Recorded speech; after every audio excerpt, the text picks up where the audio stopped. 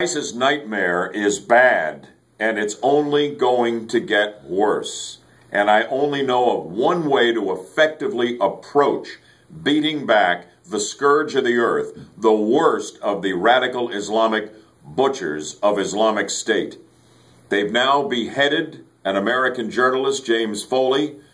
As I record this edition of Bud's Rants and Raves video, they're on the threshold of beheading the former UCF student and journalist Steven Sotloff. And I really do feel he probably is a goner, and there will be more to come.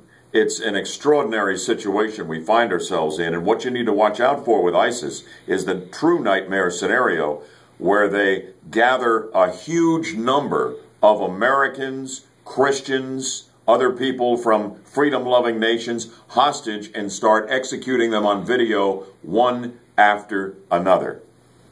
Maybe that will galvanize support for what I think is the only approach to ISIS at this point, and that is President Obama organizing a worldwide coalition the way George H.W. Bush did on the run-up to the first Gulf War. Remember the coalition to kick Saddam Hussein out of Kuwait?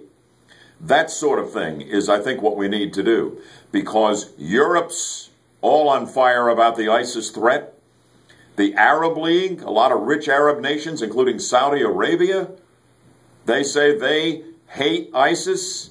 So here's what we need to do. We handle the airstrikes, boots on the ground from Europe and the Middle East, checks written by the likes of Saudi Arabia to back the military effort, and a worldwide coalition that goes in and takes down ISIS.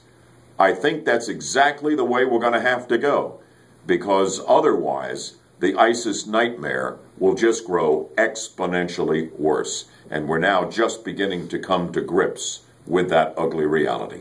That's what I think. What do you think? Hey, join me for the next edition of Bud Hedinger Live right here on News Radio 1025. We'll look for you then.